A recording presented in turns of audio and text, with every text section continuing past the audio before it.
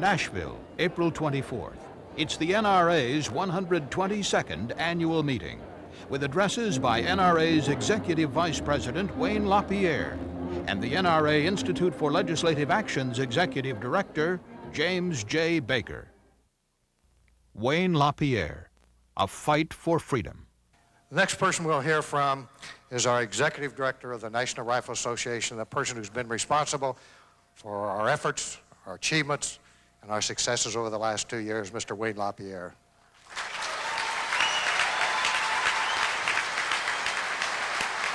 Wait a minute. I appreciate your applause, but haven't you read the papers? The New York Times says the NRA is on the run. The Atlanta Constitution says NRA is set for the biggest defeat yet. And this one says the death knell for the NRA. The Tallahassee Democrat says the NRA is licking its wounds. And this one urges Congress to finish off the NRA.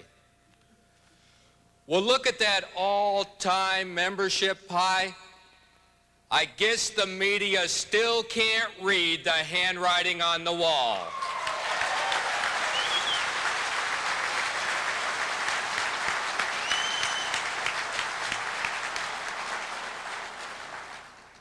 You know, for 15 years, I've made it my life to sense the shifting sands of public opinion around a rock called the Second Amendment. And today, I feel the ground moving. I feel the ground move when reports cross my desk each day showing another 2,000 Americans join the National Rifle Association. But the truth is, I feel the ground move the other way when a deer hunter in Pennsylvania says, "But Wayne, what's the deal with these automatic assault rifles?"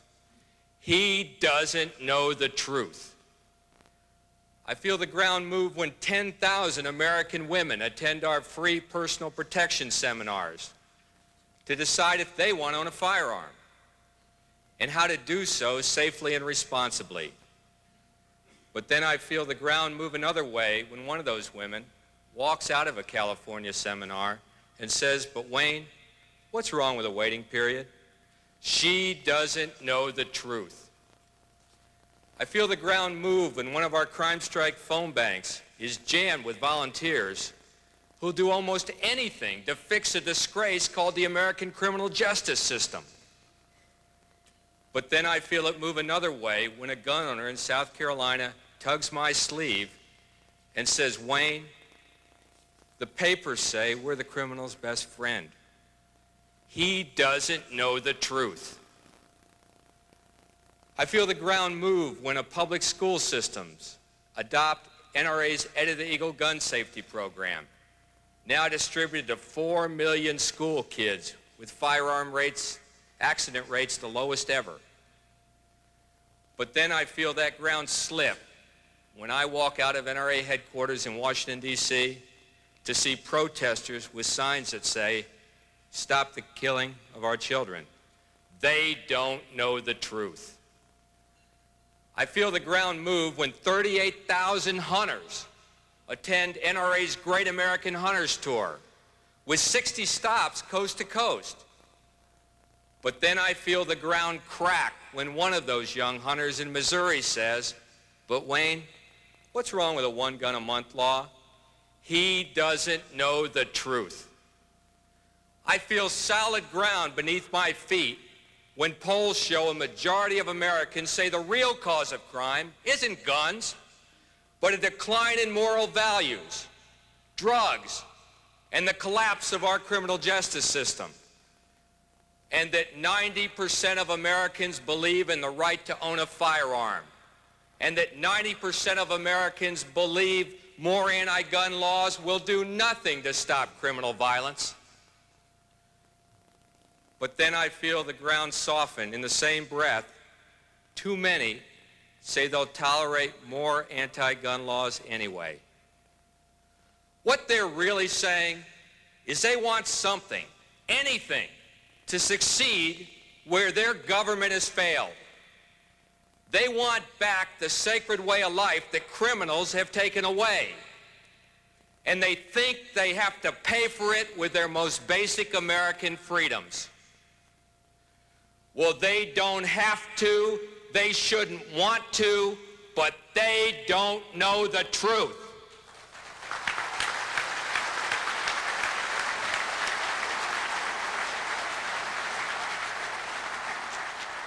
I said I feel the ground move, but do you know what happens when the ground moves in opposite directions? First there's a crack, then a crevice, and finally a giant canyon, with some of us on one side and some of us on the other. Friends, that is what is happening today. And good, honest Americans stand divided along a fault line, driven apart by a force that dwarfs any political power or social tyrant that ever existed before on this planet, the American media. Media that day after day insists the NRA is dying, the NRA is out of step, that NRA is evil, that NRA members should be ashamed and feel guilty, that the people in this room are crazy kooks, wild-eyed gun nuts, unstable and dangerous extremists, that because we lawfully own firearms under the guarantee of the Bill of Rights, that we are the problem in this country. Well, look around you in this room. Do you see people are the problem, or do you see patriots? I know what I see in this room, and the media are trying to drive a wedge between us. Listen to how they talk to you and about you, like this arrogance from the New York Times. And let me quote, "Dear NRA member, you help keep guns available to criminals and gangs. You can't display your NRA decal with pride anymore. A better way to spend your $25 would be on a dog to defend your house."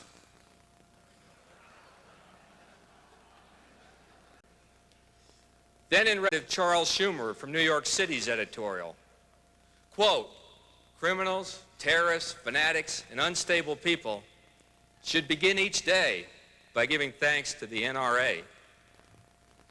Or the Atlanta Constitution, quote, "They are a part of the lunatic fringe."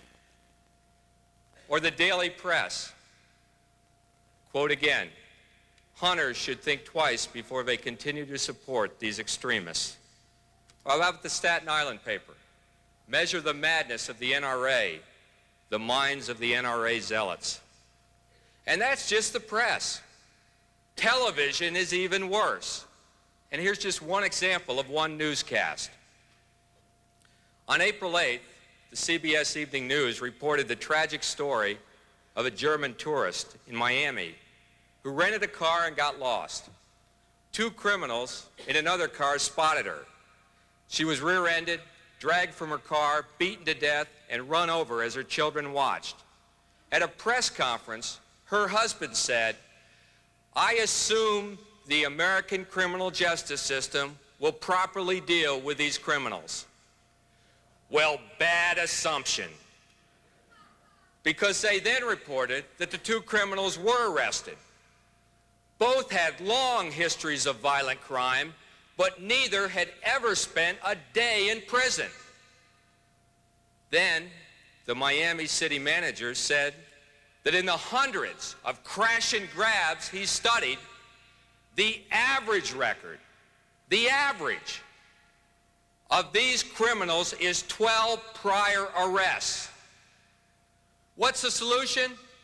Criminal justice. Swift, certain punishment.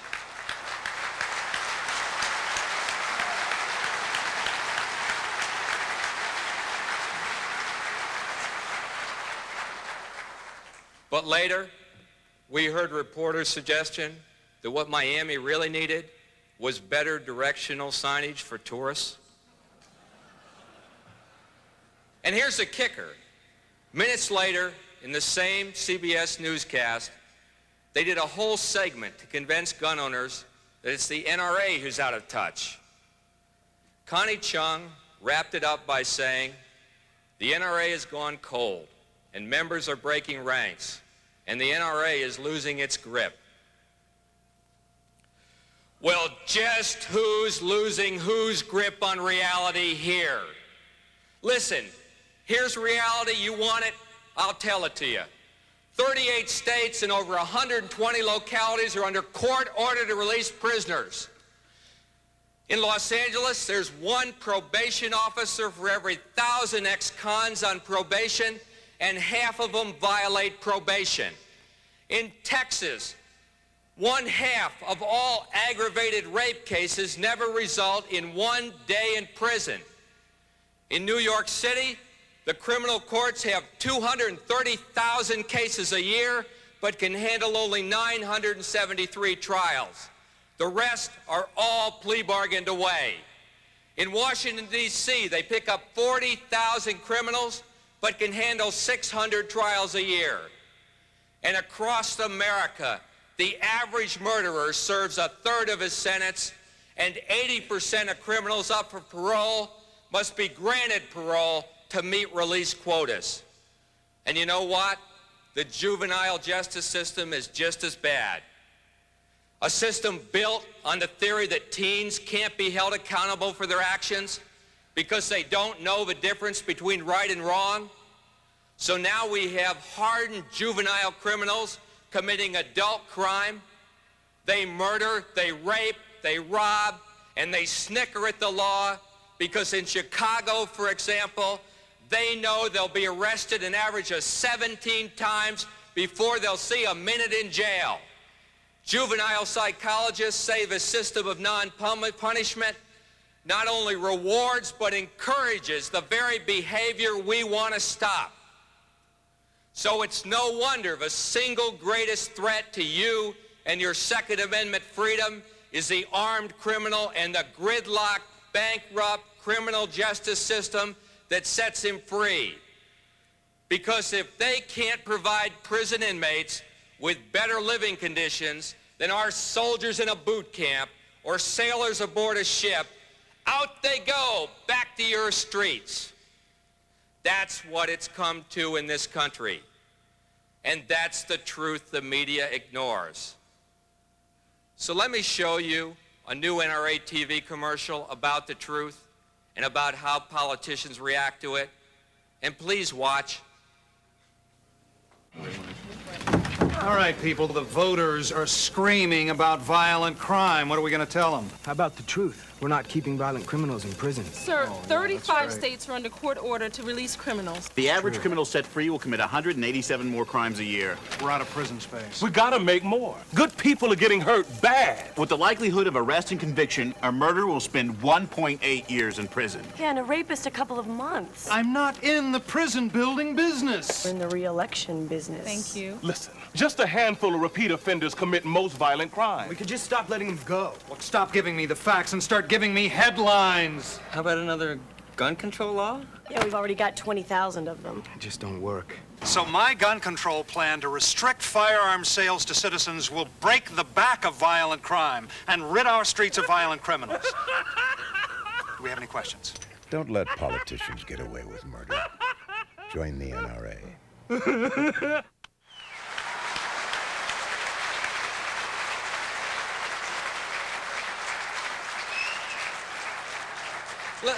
Let me ask you a question. Do you think America should see that commercial? You do? Well, guess what? The media don't. All 3 network stations in Washington, D.C. refuse to run it. One of them without even seeing it. These thought police in the media would have made the old Russian Politburo very proud. I mean, where is freedom of speech in America, if not in the world's cradle of freedom? Why have these thought police decided Americans can't think for themselves? Why is it okay for the networks to dramatize gun violence for profit every night, but it's not okay for us to dramatize the failure of our criminal justice system and offer real solutions? You know, maybe the answer starts at the top. Please listen carefully to this statement.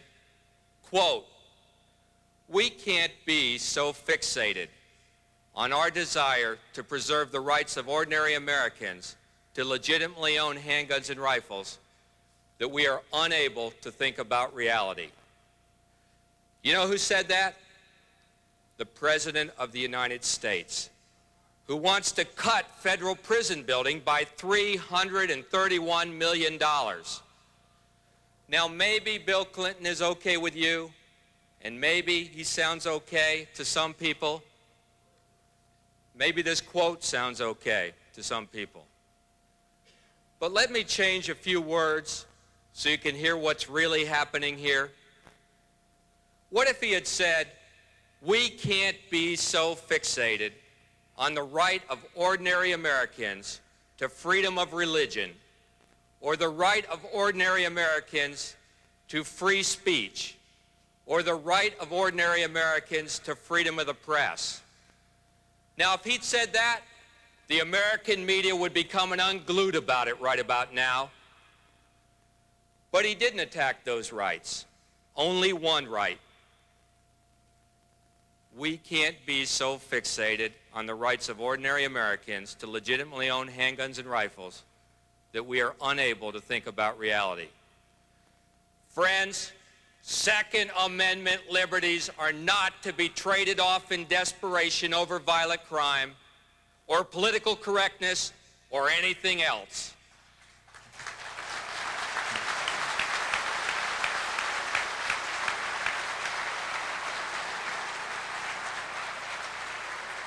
These are the guarantees of a free state, and to let the media forget that, to let our president forget that, endangers this country far more than all the perils of our day combined.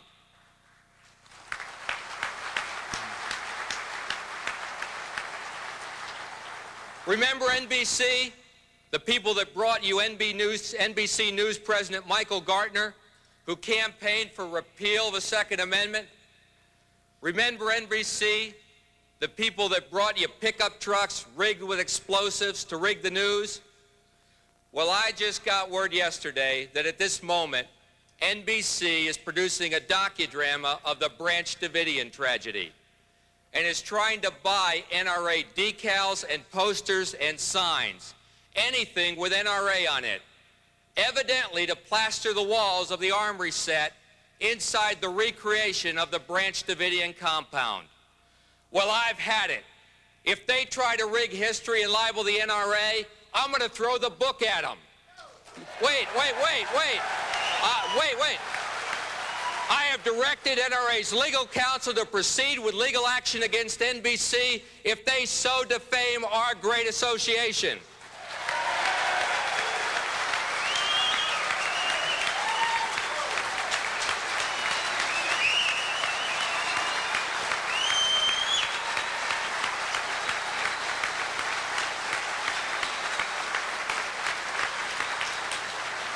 Thank you. And I call upon the members of the media here today and those nationwide to hear our demand for even-handed reporting, for accuracy, for fairness, for balance, for ethics, for integrity, for honesty, for God's sake, the truth.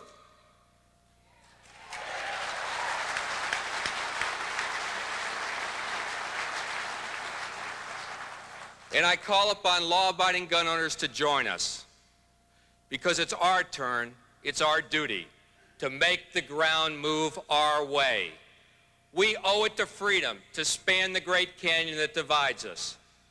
We must continue to build a bridge that carries gun owners safely over the flood of media-made myths about gun bans, waiting periods, assault weapons, one-gun-a-month schemes, and the phony demise of the NRA. Because when gun owners look out from that bridge, they see. They see that in 40 years of endless experimentation, gun control laws have never cut violent crime in America, not once, not anywhere. They look out and they... Thank you.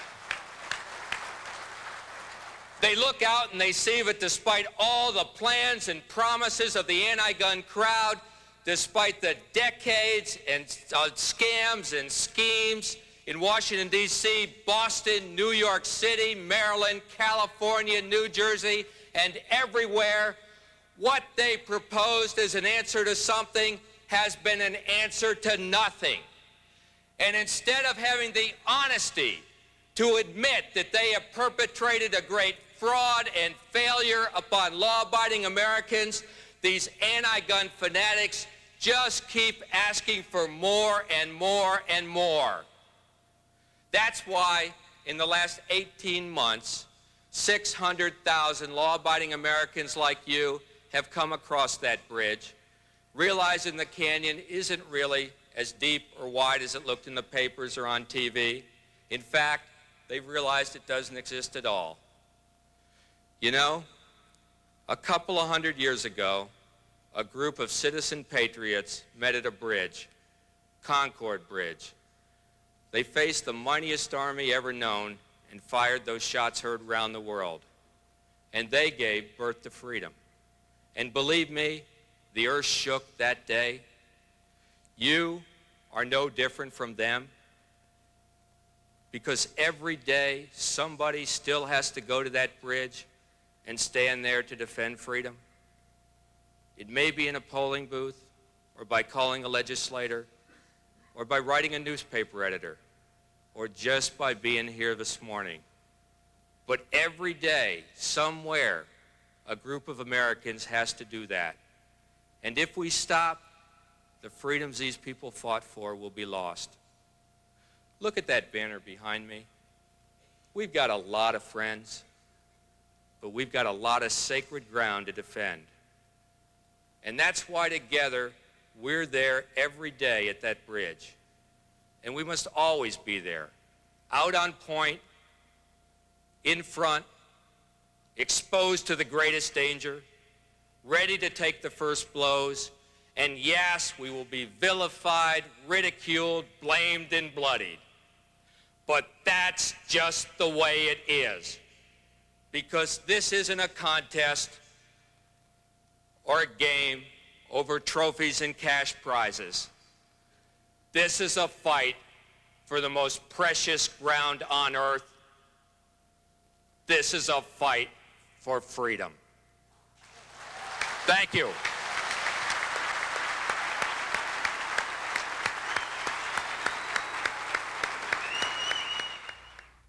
James J. Baker, we are not the enemy.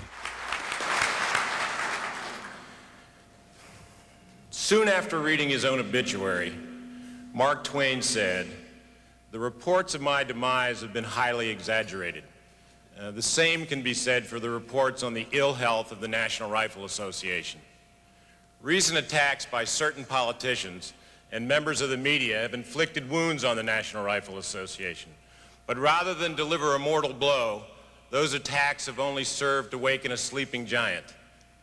What our opponents fail to realize is the simple, irrefutable fact that we are not the enemy.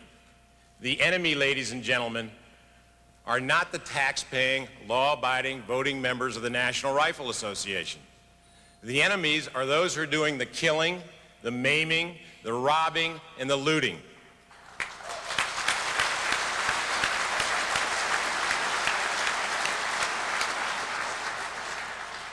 In 1977, in Dayton, Ohio, 18-year-old Herman Harris broke into a house.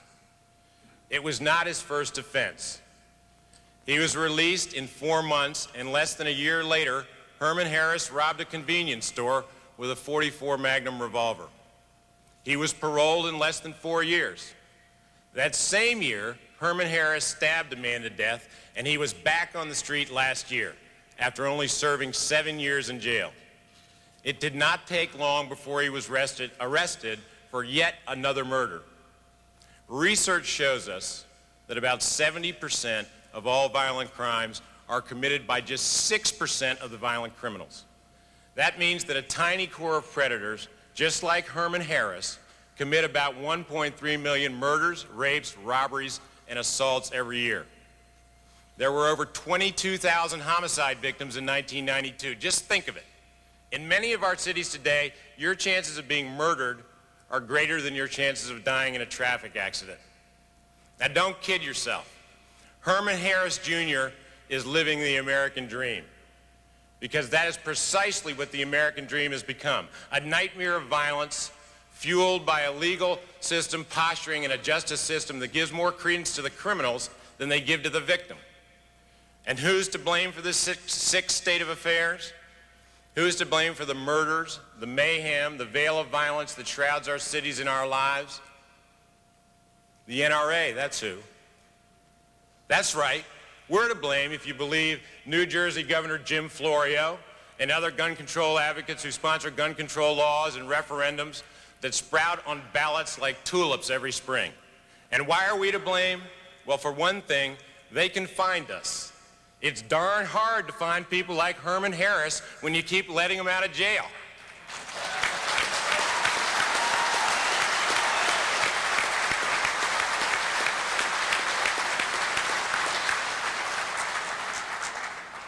Gun control has become the fashionable buzzword of the 90s, bandied about by those who believe they can find security in a ballot box. Even knowing that anti-gun laws are proven failures, many officials practice soundbite politics, pandering to a frightened public, while admitting in private we had to give the voters something, so they gave them the NRA on a silver platter. Today, as members of the NRA, we're portrayed as some armed lunatic fringe clinging to some archaic concept of loyalty. Well, just to set the record straight, ladies and gentlemen, this archaic concept we're defending is called the Constitution of the United States.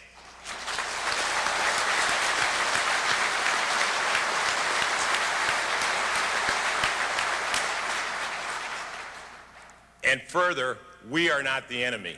The enemy is in the street. He's armed, and he will continue to be armed even if you sweep every firearm from the gun store shelves. For the typical criminal does not purchase his gun from a gun store. And in case you missed it, let me tell you what this lunatic fringe has accomplished lately. In Arizona, we beat Proposition 200, which could have ended all hunting, fishing in Arizona. The Second Amendment prevailed in Colorado when a judge ruled that Denver's ban on semi-automatic rifles was unconstitutional.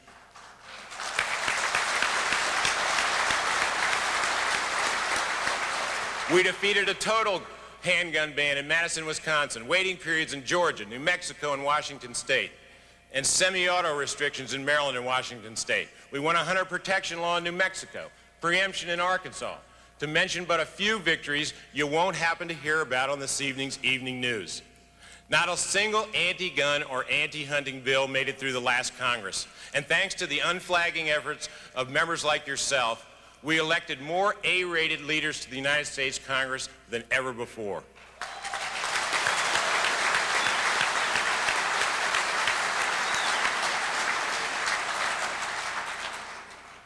It's a record we can all be proud of, ladies and gentlemen, but there are also battles we have lost. Virginia passed a one-gun-a-month gun rationing scheme.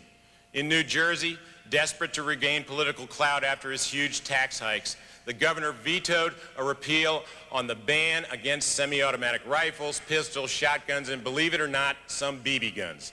Governor Florio acts triumphant, as if he has beat the NRA. But if a gun ban is his biggest victory against crime, he has won nothing. Throughout the nation, we face hundreds, if not thousands, of gun control proposals at every level of government. Semi-auto bans in Ohio and Texas, and monthly limits on gun purchases in key states. Some congressmen are proposing a one-gun-a-month scheme nationwide. Other bills would outlaw semi-automatics or ban your detachable magazines or impose a variety of taxes, surtaxes, and increased license fees.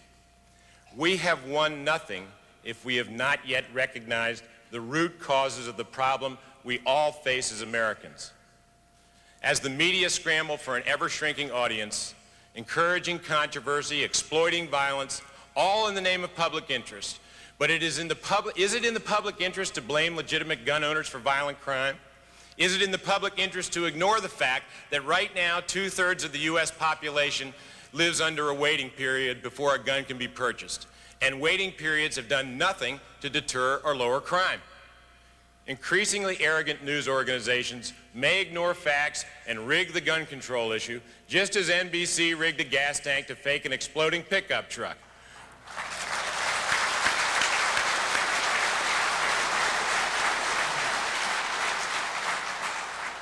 But in the end, the media wins nothing.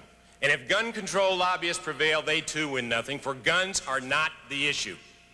After South Carolina passed this one gun a month law, crime exploded in South Carolina. In Virginia, the few criminals who do try to purchase guns in stores are stopped by the point of sale criminal records check, which was supported by the NRA.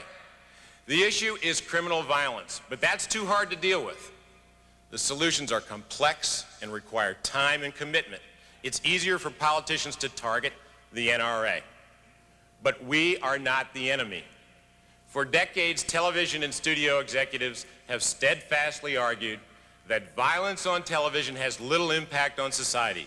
They have long denied numerous studies which reveal a clear causal link between TV violence and the increasing violence in our daily lives. The media remind us constantly that the Constitution of the United States protects their rights to perform their jobs, and indeed it does. But all we ask is for the media to allow us equal access to the same Constitution. Thank you.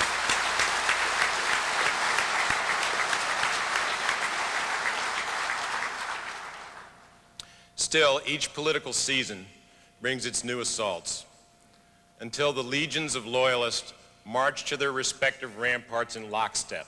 The issue of gun control has become a set piece, harking back to trench warfare during World War I, embroiling millions of well-meaning followers on both sides of the issue in the hopeless muck of unending conflict. I say enough.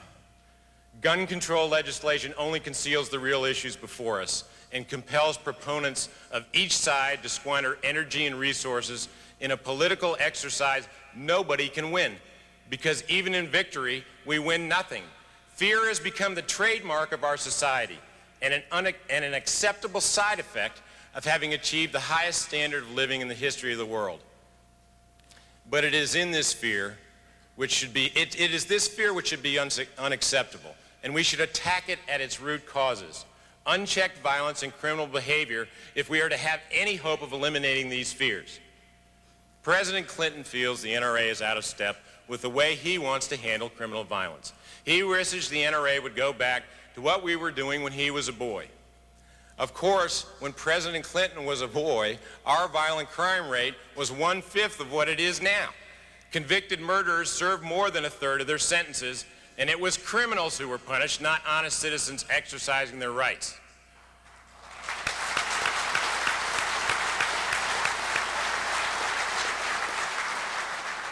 President Clinton has said, and I quote, "There is nothing wrong with America that cannot be cured by what is right with America." President Clinton, we agree.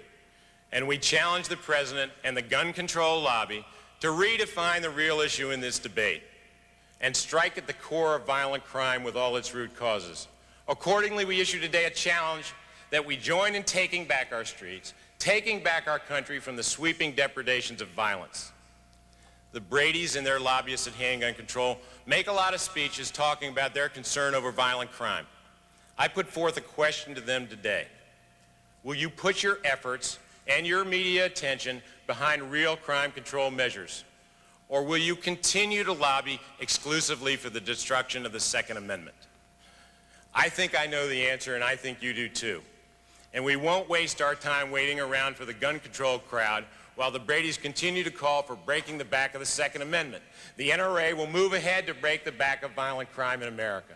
And the first step in this direction is NRA's Crime Strike program. It's a program designed to campaign for more police, prosecutors, and judges. We'll demand punishment based on the criminal's crimes rather than his ability to bargain. And we'll expose those in the Thank you. We'll expose those in the criminal justice system who refuse to protect us from the Herman Harris Jr.'s of the world. But change will not come overnight. Only by pursuing real answers to legitimate issues of crime control can we hope to plant the seeds of a solution. The solution, however, will never, and I emphasize never, lie in the abrogation of constitutional rights. Today I make you this promise. While our efforts to reform the criminal justice system will be crucial in meeting the challenges of the years ahead, our defense of the Second Amendment will also be redoubled. I will not allow the gun control lobby to blame you and me for the failure of our government to control violent criminals. But more importantly, I will not allow the government to strip you of your fundamental right of self-defense.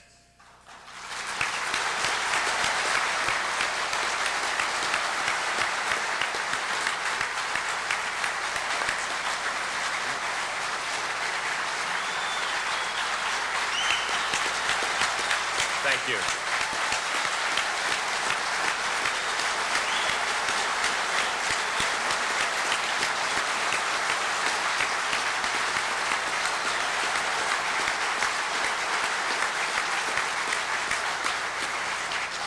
We must understand, ladies and gentlemen, that all Americans share common ground in the desire for freedom from fear. The desire is as profound in the ghetto as it is in Beverly Hills and Nashville, Tennessee. It crosses socioeconomic, ethnic, and cultural boundaries. The face of the mythical boogeyman may vary from one frightened potential victim to another, but the face is there. We are not the enemy. President Clinton is not the enemy. Governor Florio, NBC, Sarah Brady are not the enemy. The face of the enemy is the face of Herman Harris, Jr. Make no mistake, we are at war, but the war is not on Capitol Hill or in the state legislatures. The war is in our streets, and we are losing. We are losing our sons and daughters, our brothers and sisters, in battles which tear at the fabric of our society, and in the end can know only losers and victims. We are losing billions of property losses as we squander lives by the tens of thousands. But the greatest irretrievable loss of all, without question, is our future. For how can America presume to lead the world to peace if we cannot resolve the carnage in our streets? We can depend on nobody else. We'll take back our streets, our neighborhoods, our lives, and in so doing, we'll ensure that the Second Amendment right to keep and bear arms is safe, enduring, undiminished for another 200 years. Only then will we truly have won. Thank you, ladies and gentlemen.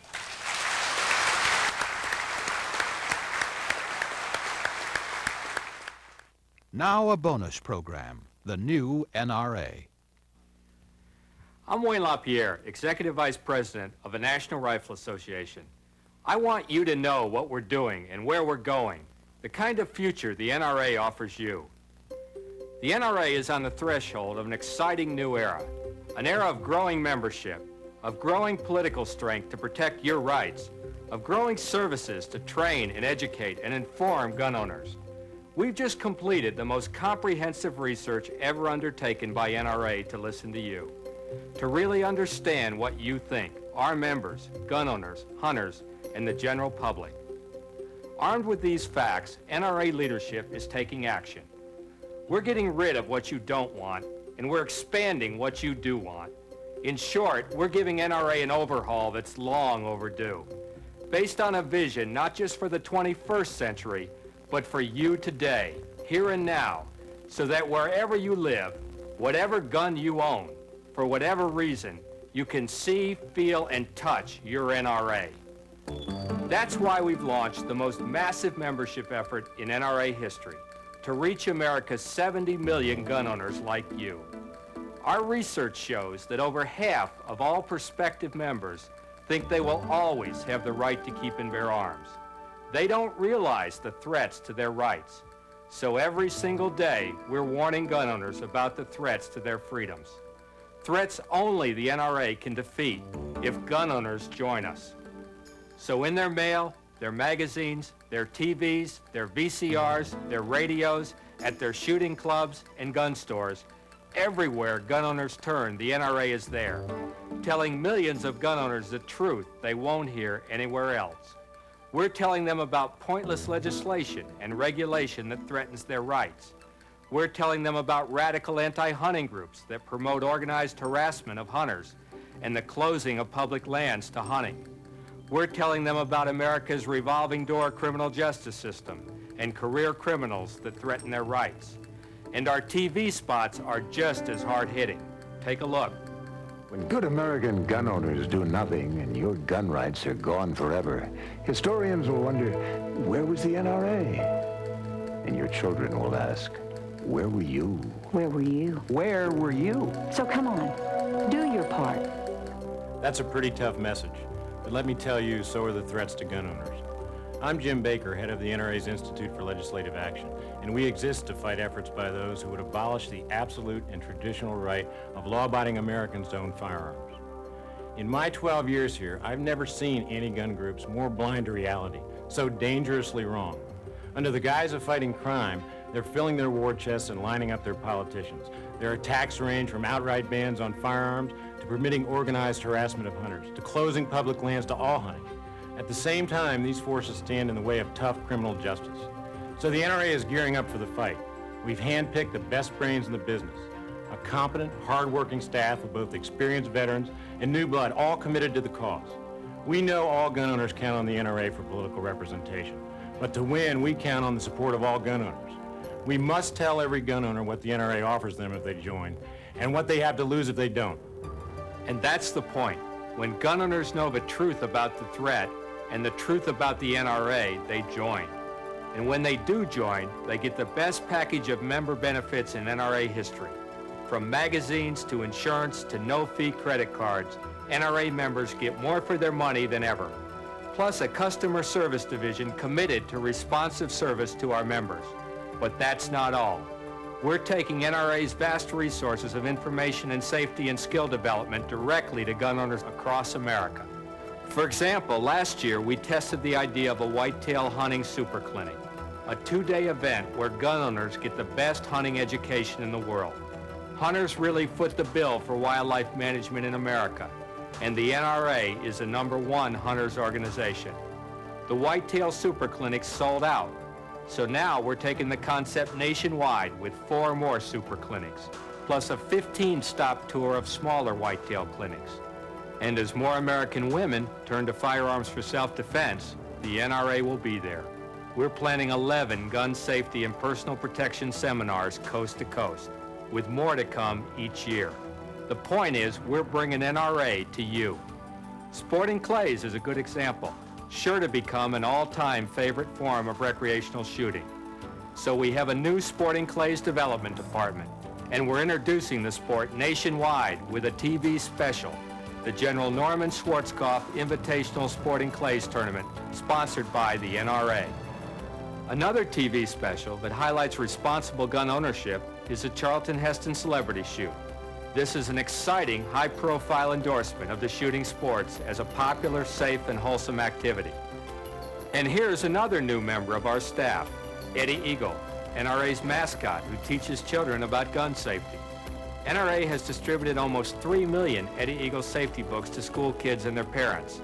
This program is so effective, we're developing an animated video, plus new activity books and teacher's guides. These are but a sampling of ways we're taking NRA out of Washington and to you. But there's more in the works. NRA is also testing the concept of franchised NRA gun ranges across America. NRAs can give gun owners a place to shoot and serve as critical channels of distribution for NRA products, programs, and services. But there's one thing gun owners want that NRA doesn't offer, yet. They want a solution to the utter failure of their criminal justice system and its results. Runaway criminal violence with firearms. Too many in the media blame guns rather than criminals for gun crimes. And they say that banning guns is the answer. That's why the single greatest threat to Second Amendment freedom is the criminal misuse of firearms. And we're doing something about it. We're creating a new NRA division called Crime Strike, a team of law enforcement professionals who will marshal NRA's powerful resources to publicize and attack failures in the criminal justice system and fix them. Our research shows that 80% of the general public and 95% of our members believe such an effort would be effective. In other words, they think we can succeed where so many others have failed. Many details about Crime Strike are still in the works, but we can use NRA power to help break the back of violent crime in America. And the research proves that if anybody is tough enough to do it, America believes it's the NRA. That's the new NRA vision, taking the NRA where you live, with women's safety training, hunter safety education, shooting ranges, skill development, junior safety training, competitions, special events, everything NRA offers. Because the strength of the NRA is not in Washington, D.C., but in people like you. The NRA is your organization. Our values are your values. Our voice is your voice. We make sure your voice is heard. We make sure your values are represented, whether we're popular or not, whether we're liked or not. That's why your signature belongs on the only petition that counts, on the NRA roll call. If that's all you do, you've done more than most Americans to defend your rights. And you'll get more than ever before from your NRA.